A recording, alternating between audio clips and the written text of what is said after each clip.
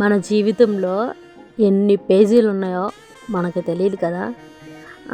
అమ్మ నాన్న అనే పేజీ, భర్త అనే పేజీ, అదే భార్యాభర్త అనే పేజీ, పిల్లలు అనే పేజీ, అక్క చెల్లెళ్ళు అన్నదమ్ముళ్ళు అనే పేజీ, చుట్టాలు బంధువులు అన్న పేజీ, ఎన్ని పేజీలు ఉన్నాయో కదా. స్నేహితులు, ఈ పేజీ కూడా చాలా ముఖ్యమైన పేజీ. ఇవన్నీ దాటుకుంటూ ఏదో ఒక రోజు ఒంటరిగా మిగిలే రోజు మాత్రం వస్తుంది కదా. ఆ రోజే నాకు వచ్చింది. ఒకరోజు కాదు, 2 రోజులు. 3వ రోజు నైట్ స్వాములు వచ్చేస్తారు. ఇది 3వ రోజు నైట్.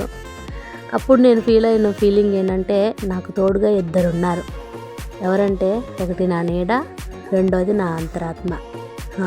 ప్రతి ఒక్కరికి అలాగే అనిపిస్తుందో, మరి నాకే అనిపించిందో తెలియదు. నాలో నేనే ఎన్నో ప్రశ్నలకు సమాధానాలు, ఎన్నో ఆశలకు సమాధానాలు, కోరికలు అన్నీ చెప్పుకుంటా ఉన్నాను. నాలో నేనే మాట్లాడుకుంటా ఉన్నాను. ఇక అలా 3వ రోజు నైట్ అయిపోయింది. ఇంకా మా స్వామి పిల్లలు కూడా శ్రీశైలం ప్రయాణం చేసేసి వచ్చేసారు. వస్తా తిరిగి నాకు ఇవి తీసుకొచ్చారు. ఇది వచ్చేసి నల్లపూసల దండ, అమ్మవారి బొమ్మతో గ్రీన్ అండ్ రెడ్ స్టోన్స్తో తీసుకొచ్చారు. ఆ చేతిలో డబ్బులు ఏంటంటే, జనవరి 1 రాజుగాడి పుట్టినరోజు కదా, వాటి కోసం డబ్బులు కూడా ఇచ్చారు.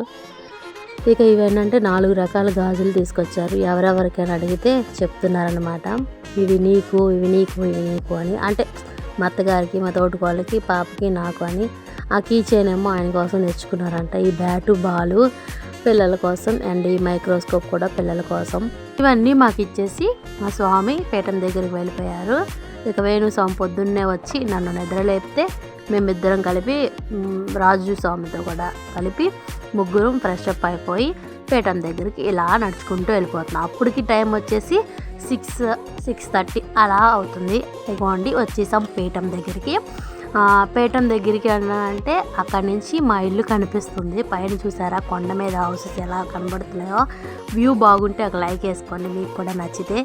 నేను ఇప్పుడు ఫింగర్ పెట్టిన దగ్గర మా హౌస్ అదంతా కూడా ఇక్కడ నుంచి చాలా క్లియర్గా కనిపిస్తుంది.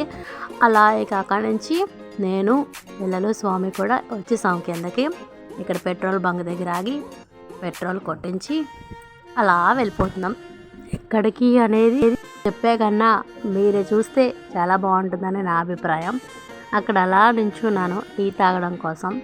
అక్కడ మా వేణుగాడు నా కోసం ఒక చిన్న వీడియో క్లిప్ షూట్ చేశాడు. అక్కడి నుంచి ఇలా గుడిలోకి వచ్చేసాం. ఇది శివాలయం, పక్కనే అమ్మవారి గుడి. ఈ శివాలయంలోనే కదా శివుడి ఇరుములు కట్టించుకున్నాం. ఇప్పుడు ఇక్కడ పక్కన అమ్మవారి గుడి. ఈ గుడిలో భవానీ ఇడుములు కట్టించుకుంటున్నాం. ఇలాగా ఇడుములు కట్టించుకోవడం అయితే పూర్తయిపోయింది. ఇక మా స్వామి అయితే గిరి ప్రదక్షిణకి బయలుదేరారు. అక్కడి నుంచి వచ్చేసి ఇక నేనైతే వంట ప్రారంభించేశాను. గ్యాస్ స్టవ్ బాగానే ఉంది, కాకపోతే కింద రెగ్యులేటర్ ఉంటుంది కదా, అదైతే రిపేర్ వచ్చింది.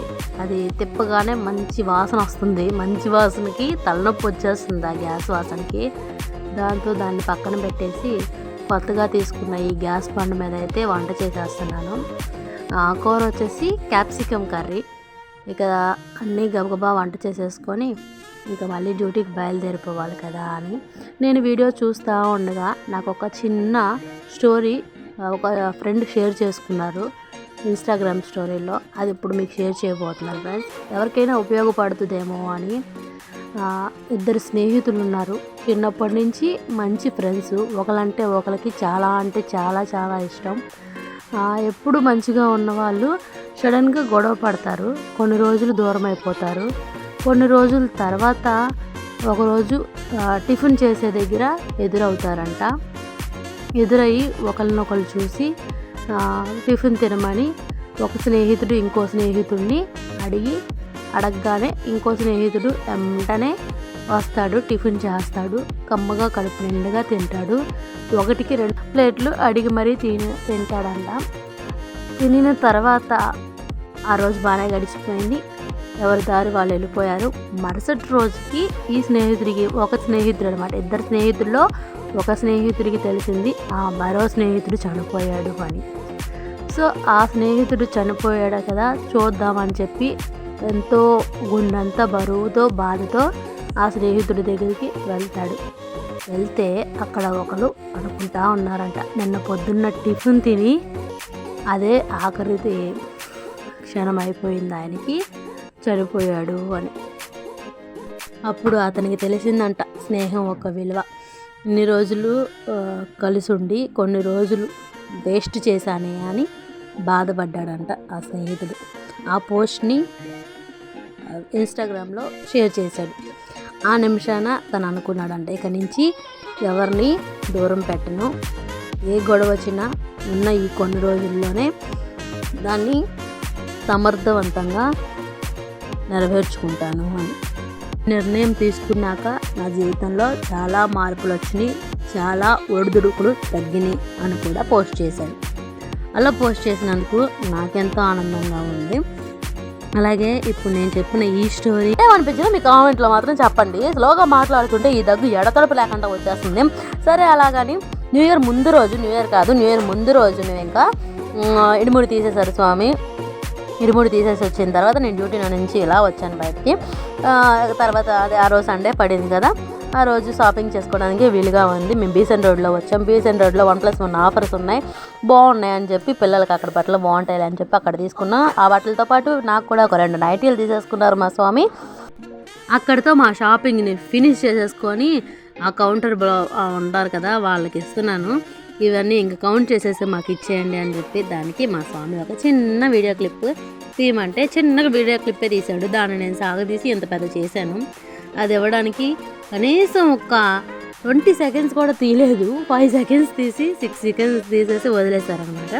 ఇంకా దాంతో నేను దాన్ని సాగదీసి ఒక 20 సెకండ్స్ అయితే పెట్టేశాను ఆ వీడియోలో. దీనివల్ల యూజింగ్ ఏంటి అంటే, విజయవాడ బీసెంట్ రోడ్లో పెద్ద షాపింగ్ అనమాట ఇది షాపు. ఈ షాప్లో A to Z అందరివి బట్టలు దొరుకుతాయి, అన్నీ బాగుంటాయి. 1+1 ఆఫర్స్ కూడా. దాని ఎదురుగానే ఈ పాప్కార్న్, ఇక వెంకి నేను కలిపి పాప్కార్న్ తింటున్నాం. ఇప్పుడు ఆ వీడియో చూసేసి మా రాజు వేణు వాళ్ళు షాక్ అయిపోతున్నారు అనమాట. వస్తా చీపురు కొట్టులో చీపుర్లు సామాన్లు అన్నీ కొనేసాం. వస్తానే దారిలోనే ఫోన్లో కేక్ నచ్చి ఆ కేక్ ఆర్డర్ పెట్టేశారు మా వెంకి. దేనికంటే రాజుగారి బర్త్డే ఉంది కదా, దానికోసం, న్యూ ఇయర్ కోసం కాదు. ఇక రాజుగారి బర్త్డే కోసం ఆ కేక్ ఆర్డర్ పెట్టాం కదా. మేము ఇంటికి వచ్చి ఇలా ఒక 2 సెకండ్స్ నించున్నాం, ఆ కేక్ వాళ్ళు వచ్చేసారు. ఆన్లైన్లో కేక్ అనమాట. ఆర్డర్ పెట్టగానే తీసుకొచ్చి డోర్ డెలివరీ చేస్తారు. మనం డోర్ డెలివరీ చేయాలంటే మనం కొండెక్కాలి కదా పైకి, దెబ్బకి వాళ్ళు పారిపోతారు. రెండోసారి డోర్ డెలివరీ అని కూడా రారు ఇంకా. అందుకని మేమే నించున్నాం. సరే మళ్ళీ పైకి ఎక్కితే కిందకి ఎవరు దిగుతారులే అని చెప్పి, అందుకని ఆ కేక్ చెక్ చేయమని చెప్తున్నాను. షాప్ దగ్గర ఉన్నప్పుడే వీళ్ళు ఫోన్ చేశారు. వీళ్ళు ఎక్కడ వచ్చేస్తారో, ఆ కేక్ ఎక్కడ కరిగిపోతుందో మాకన్నా ముందు వచ్చేస్తే అని చెప్పి భయపడి కంగారుగా వచ్చేసామా. అప్పటికి ఆ కేకు మేము వెళ్ళాకే ఒక 2 సెకండ్స్కి వచ్చారు. తీసుకున్నాం కేకు. చూడడానికి కేక్ అయితే మంచి లుక్గానే ఉంది. చూడండి, కూల్ కేక్ లాగే అనిపిస్తుంది, కానీ సగం కూల్ కేకు సగం మామూలు కేక్ అయిపోయింది. మోసం దగా. ఎంత మోసం అంటే ఈ నల్లపిల్లి లాంటి మోసం. ఇక అలాగే ఈ నల్లపిల్లిని మా వెంకి చూసేస్తూ ఉన్నారు. మేము వచ్చే దారిలో దాన్ని అది ఏంటో కానీ పరీక్షించి మరీ చూసేస్తుంది ఆ పిల్లి, అక్కడ ఏదో దానికి కనిపించినట్టుగా. ఇంకా మేము చేసిన షాపింగు అవన్నీ పట్టుకొని ఈ శ్రీశైల శిఖరం లాంటి ఈ కొండ ఉంది చూసారా, శ్రీశైల శిఖరం కూడా సరిపోదు, వెంకటేశ్వరుడి కొండ ఉంది కదా, ఆ కొండ అంటే సరిపోతుందేమో. 170 మెట్లు ఎక్కాలి అని చెప్పి నేను నలభీముల్లాగా ప్రయత్నాలు చేసుకుంటూ నిదానంగా 1, 2 లెక్క పెట్టుకుంటూ 170 మెట్లు అని లెక్క పెట్టుకుంటూ మా ఇంటి దాకా వచ్చేసాను. ఇంటికి రాగానే ఏం జరుగుతుందో మీరే చూసేయండి. సామాన్లు ఎక్కడ పడేసి ఇలాగ కేకుతో సహా ఇక్కడ పడేసి వెళ్ళి వాళ్ళ నాన్న చిన్న కొడుకుతో ముద్దులాట ఆడుతున్నాడు. చూసారా ఏ రకంగానో. చిన్నోళ్ళు ఎప్పుడైనా చిన్నోళ్ళే కదా, ఇద్దరు చిన్నోళ్ళే, బాగా ముద్దులు ఎక్కువ, అల్లరి కూడా ఎక్కువ, గోల కూడా ఎక్కువ. ఈ రకంగా ఉంటుంది. పక్కనే ఉండి బాగా అల్లరి చేస్తూ ఉంటాడు ఈ చిన్నోడు. ఇప్పుడు కూడా నా పక్కనే ఉండి ఎందుకమ్మా అది కూడా వీడియో తీసావా అని చెప్పి అంటున్నాడు. మరి ఇద్దరు చిన్నోళ్ళు కదా, ఇద్దరు చిన్న వీడియోలు కూడా తీయాలి కదా అని చెప్పి ఇక అలా కాసేపు అయిపోయిన తర్వాత అన్నం వండేళ్ళాను కదా, తర్వాత కూర కూడా వండేసి పెట్టాను కదా. ఇక అన్నం కూర అయితే చకచకా తినేసాం. అప్పటికి టైం వచ్చేసి 4:30 అలా అయిపోతూ ఉంది. ఇక బాగా లేట్ అయిపోయింది కదా, ఇంకా నా కోసం తీసుకున్న నైటీలు అయితే చూపించేశాను. రాజు వేణు వాళ్ళ బట్టలు అయితే ఇంకా వాళ్ళు వేసుకున్నాక చూపిద్దాంలే అని చెప్పి ఇంకా చూపించలేదు. తర్వాత పప్పు నానబెట్టాను కదా పొద్దున్న, అది ఒక 4-5 డేస్ వస్తుందిలే అని చెప్పి ఇలా గ్రైండ్ చేస్తూ ఉన్నాను. మనం పని చేయాలి అనుకుంటే మాత్రం మన చుట్టూరు ఎన్ని పనులు కనిపిస్తాయంటే అన్ని పనులు కనిపిస్తాయి. అలా గ్రైండర్ వేసేసి అది అలా అవుతుందిలే అని చెప్పి ఇలా బయటకు వచ్చేసాను. ఇంకా ఎందాడు వస్తా చీపురు కొనుక్కొచ్చాం కదా, మళ్ళీ కొత్త సంవత్సరం రోజు ఎందుకులే అదే దుమ్ము దులపడం, ఈరోజు దులిపేద్దాంలే దుమ్మంతా అని చెప్పి ఈ రకంగా రుద్దేస్తున్నాను. ప్రతిసారి అత్తయ్య గొప్ప చెప్తాను, నాకు రాదు అనుకొని, అయితే నాకు బాగానే వచ్చింది. ఈసారి ట్రై చేశాను. ప్రతిసారి అత్తమ్మనో అమ్మనో హెల్ప్ తీసుకోవడం కన్నా మనం ట్రై చేస్తేనే కదా మనకు వచ్చో రాదో అనేది తెలిసేది. అందుకని నేనైతే ట్రై చేసేసాను. వండర్ఫుల్గా సక్సెస్ అయిపోయింది. చీపురు అయితే కరెక్ట్గా తీసేసాను.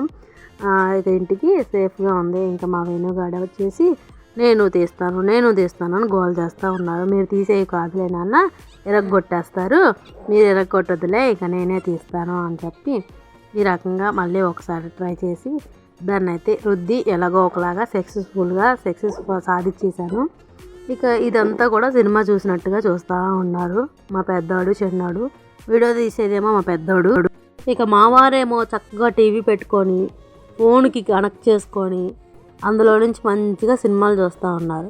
ఆయన ఏదైనా పని చేసినప్పుడు డిస్టర్బెన్స్ అనేది ఉండకూడదు, పక్కన వాళ్ళు మాట్లాడకూడదు, సైలెంట్గా ఉండాలి. మరి మనం పని చేసుకునేటప్పుడు మనకి ఏ డిస్టర్బెన్స్ ఉండకూడదు.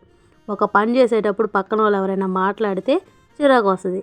మరి కొంతమంది ఏంటంటే ఏదో బ్రహ్మ విద్యలాగా ఒక పని చేసేస్తూ ఉంటారు, మాట్లాడేస్తూ ఉంటారు, రెండో పని కూడా చేసేస్తారు. అలాగా 3-4 పనులు చేసేస్తూ ఉంటారు. వాళ్ళు మంచి టాలెంటెడ్ పర్సన్. మనకు అంత టాలెంట్ లేదు కదా, ఏదో ఒక పని సరిగ్గా చేసుకోవాలి. అయితే నేను గ్రైండర్ వేశాను, దాంతో నా పని లేదు. ప్రస్తుతానికి చేతులు ఖాళీయే ఒక 20 నిమిషాలు. ఈ 20 నిమిషాల్లోపు కొన్ని పనులు చేసుకోవచ్చులే అని చెప్పి ఈ పని అయితే చేసేస్తూ ఉన్నాను. వీళ్ళేమో అమ్మ కూచుల్లాగా అమ్మ వెనకాలే ఉంటారు. నేనేం పని చేస్తానో నా వెనకాల అది కూడా వాళ్ళు చేస్తూ ఉండడానికి పోటీ పడుతూ ఉంటారు. నాన్న వెనకాల చేయరు. ఎందుకురా అంటే చిన్నదానికి పెద్దదానికి ఏదైనా తప్పుగా అనిపిస్తే గసిరి చెప్తారంట వాళ్ళ నాన్న. నేనైతే ఓర్పుగా చెప్తాను కదా, 4 కొట్టేది నేనే ఎక్కువగా. అయినా మన మాట వెనకంట మన దగ్గరే ఎక్కువగా అల్లరి చేస్తూ ఉంటారు కదా. ఆ చీపురుతో నేను కుస్తీలు పడుతున్నాను, వాడు వచ్చి ఒకలాగా లాగానే అది అయిపోయింది. ఇంకా దాని పని అయిపోయినామంటే లోపలికి వచ్చి ఇంకా గ్రైండర్ అంతా కూడా తీసేసుకున్నాను. ఇలా 2 గిన్నెల్లో దోసపిండి అయితే వచ్చేసింది. దాని తర్వాత ఇక ఇది నేను లోపల గ్రైండర్ పని చూసుకుంటుంటే బయటకు వచ్చి మా రాజుగారు చూడండి ఏం చేశాడో, చక్కగా హ్యాపీ న్యూ ఇయర్ రాసేసాడు. ఇక నేను వేద్దాం అనుకున్నాను, వాడు వేసేసాడు. ఇంకా దాంతో ఇంకా అయిపోయింది. ఇంకా వెంకయ్యేమో ఫ్రెండ్స్తో బయటికి వెళ్ళారు. ఇంకా మేమేమో అది మామూలు కేకు, కోల్ కేక్ కాదు, వేరే కేక్ ఇది. ఇంకా రాజు వేణు వాళ్ళతో ఆ న్యూ ఇయర్ కదా, ఆ బర్త్డే కదా, ఆ నైట్ అలాగా కోసేసి సెలబ్రేట్ అయితే చేసేసుకున్నాం. ఇక అందరికీ హ్యాపీ న్యూ ఇయర్. ఇంకా ఫ్యామిలీ మెంబర్స్కి అందరికీ కూడా అందరూ బాగుండాలి, అందులో మన కుటుంబం ఉండాలి. ఇక న్యూ ఇయర్ రోజు ఒక చిన్న పని ఉండి బయటికి వెళ్ళాల్సి వచ్చింది. అందువలన ఆ ఫస్ట్ రోజు కేకు మా పిల్లలతో మా అత్తయ్య మామయ్యలతో కోపించేసాం.